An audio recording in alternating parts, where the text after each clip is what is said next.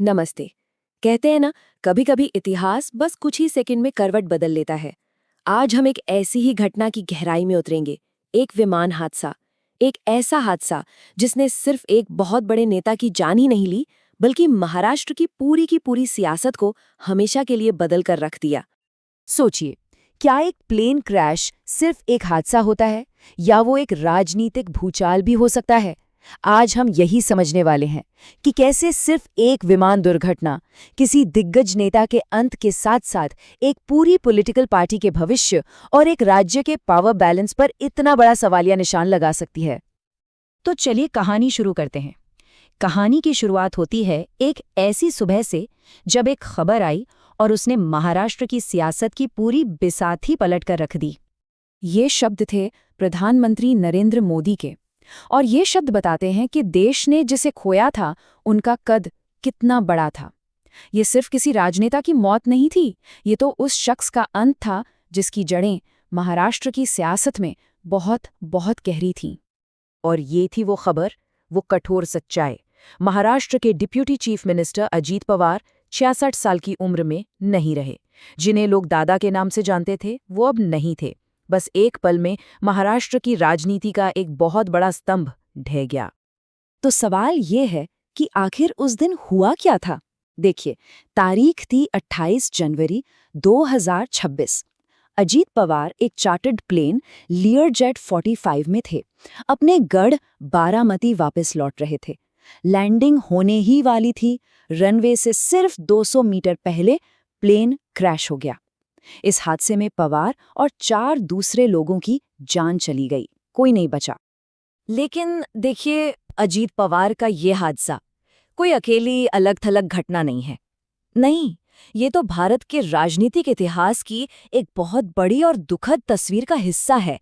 एक ऐसा पैटर्न जिसकी जड़ें काफी गहरी हैं। और सच यही है, ये एक कड़वा सच है कि भारत ने अपने कई कई बड़े नेताओं को हवाई हादसों में खोया है। ये एक ऐसा दुखद पैटर्न है जो दशकों से हमारे देश की राजनीति पर अपनी एक गहरी छाप छोड़ता आया है। जरा इन नामों पर नजर डालिए। ये सिर्फ नाम नहीं है, ये भारतीय राजनीति के वो पन्ने हैं जो आसमान में ही अचानक बंद हो गए।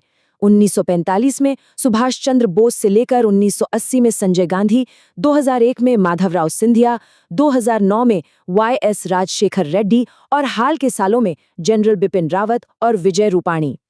हर एक नाम, हर एक हादसा अपने साथ देश की सियासत में एक नया मोड़ लेकर आया। ये सारे हादसे एक ही बात बताते हैं कि आसमान कितना अनप्रेडिक्टेबल हो सकता है। इस रिस्क को, इस खतरे को और भी गहराई से समझने के लिए चलिए एक केस स्टडी देखते हैं। भारत के सबसे भयानक हादसों में से एक एयर इंडिया फ्लाइट 711 का हादसा। एक ऐसा क्रैश जिसने एविएशन सेफ्टी पर बहुत बड़े सवाल खड़े कर दिए थे। ये विश्लेषण हमें बताएगा कि कैसे सिर्फ कुछ सेकंड्स सैकड़ों जिंदगियों पर भारी पड़ सकते हैं। तो बात है 12 जून 2025 की। एयर इंडिया की फ्लाइट 171, एक बोइंग 787-8 ड्रीमलाइनर, अहमदाबाद से लंदन के लिए उड़ान भरती है। इस प्लेन पर सवार 241 लोगों की जान चली गई और सिर्फ एक शख्स जिंदा बच पाया। इतना ही नहीं, ये हादसा इतना भयानक था कि जमीन पर भी 19 लोगों की मौत हो गई। कुल 260 मौतें।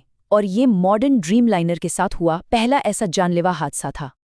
पूरी जांच का फोकस बस इन 2 छोटे स्विच पर आकर टिक गया। इन्हें कहते हैं फ्यूल कंट्रोल स्विच। जैसा नाम से ही पता चल रहा है, इनका काम इंजन तक जाने वाले फ्यूल को कंट्रोल करना है। और हाँ, इनमें एक खास स्टॉप फ्लॉक मैकेनिज्म भी होता है ताकि उड़ते हुए प्लेन में ये गलती से भी बंद ना हो जाएं। और देखिए, यही वो पॉइंट है जहां सब कुछ गलत हो गया। प्लेन ने टेक ऑफ किया और उसके ठीक 3 सेकंड बाद दोनों fuel switch cut off position में चले गए। मतलब इंजनों को फ्यूल मिलना बंद, उनकी पावर पूरी तरह खत्म। पायलटों ने मेडे कॉल तो की, लेकिन तब तक बहुत देर हो चुकी थी। टेक ऑफ से लेकर क्रैश तक ये पूरी तबाही सिर्फ 32 सेकंड्स में हो गई। और जो कॉकपिट वॉइस रिकॉर्डर से पता चला, वो तो और भी हैरान करने वाला है। रिकॉर्डिंग में एक पायलट दूसरे से पूछता है कि उसने स्विच कट ऑफ क्यों किया, और दूसरा पायलट जवाब देता है, मैंने नहीं किया। ये बातचीत एक बहुत बड़ा रहस्य खड़ा कर देती है कि अगर किसी भी पायलट ने वो स्विच बंद नहीं किए तो आखिर वो हुए कैसे। कुल 260 मौतें, और इन सब के बीच एक नंबर, बस एक, जो एक चमत्कार की कहानी कहता है। ये हैं विश्वास कुमार रमेश, 40 साल के, इस हादसे में बचने वाले अकेले इंसान। वो सीट 11A पर बैठे थे और किसी चमत्कार की तरह क्रैश के दौरान प्लेन का वो हिस्सा जिसमें वो थे टूटकर अलग हो गया और एक बिल्डिंग के ग्राउंड फ्लोर पर जा गिरा, और वहीं से वो बाहर निकल पाए। चलिए, अब एयर इंडिया की इस त्रासदी से वापस लौटते हैं अजीत पवार की कहानी पर, क्योंकि उनकी मौत ने भी सिर्फ एक परिवार को सदमा नहीं दिया, बल्कि एक पूरी की पूरी पॉलिटिकल पार्टी को बीच मझधार में लाकर खड़ा कर दिया। अब इस स्थिति को समझने के लिए थोड़ा सा पीछे चलते हैं। बात है जुलाई 2023 की, जब अजीत पवार ने अपने ही चाचा, पार्टी के फाउंडर शरद पवार से बगावत कर दी।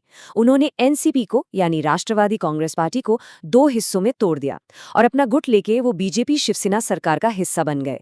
पार्टी का नाम और चुनाव चिन्ह भी उन्हीं को मिला। तो असल में अजीत पवार ही वो गोंद थे जिसने अपने गुट के सारे विधायकों को एक साथ जोड़ रखा था। आखिर वो 6 बार महाराष्ट्र के डिप्यूटी सीएम रहे थे। उनका रुतबा, उनका एडमिनिस्ट्रेशन पर कंट्रोल कमाल का था। अब उनकी मौत ने उनके इस गुट को बिना किसी लीडर के छोड़ दिया है। और ये सब हुआ भी कब?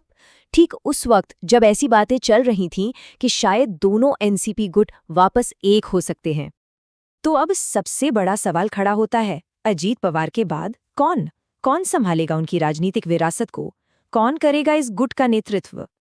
तो इस रेस में दावेदार कौन-कौन हैं? चलिए देखते हैं। सबसे पहले तो परिवार ही है। उनकी पत्नी सुनेत्रा पवार, जो हाल ही में लोकसभा चुनाव हारी हैं, और बेटे पार्थ पवार, जिनका अपना कोई खास जनाधार नहीं है। फिर आते हैं उनके वफादार प्रफुल्ल पटेल। उनके नेशनल कनेक्शन तो अच्छे हैं, लेकिन महाराष्ट्र में उनकी जमीनी पकड़ कमजोर है। और आखिर में है खुद शरद पवार, 84 साल के वो पितामह, जिनके पास आज भी वो ताकत और स्वीकार्यता है कि वो शायद पार्टी को फिर से एक कर सकते हैं। एनसीपी के एक सीनियर लीडर की ये बात पूरी सिचुएशन को एक लाइन में कह देती है। वो कहते हैं कि जो आदमी राजनीतिक चाले चल रहा था वो तो अब रहा नहीं, अब तो बूढ़े व्यक्ति को ही आगे आना होगा। मतलब साफ है, अजीत पवार के जाने के बाद अब सबकी नजरें एक बार फिर शरद पवार पर हैं। और यहीं पर हम इस कहानी के सबसे आखिरी और शायद सबसे बड़े सवाल पर पहुंचते हैं। देखिए, अजीत पवार की कहानी सिर्फ एक नेता की कहानी नहीं है। ये भारतीय राजनीति के उस मॉडल की कहानी है जो अक्सर एक व्यक्ति के करिश्मे और उसकी ताकत पर खड़ा होता है। तो सवाल यही रह जाता है कि जब किसी राजनीतिक वंश की पूरी ताकत एक ही इंसान के इर्द गिर्द बनी हो, तो क्या वो वंश उस इंसान के बिना जिंदा रह सकता है?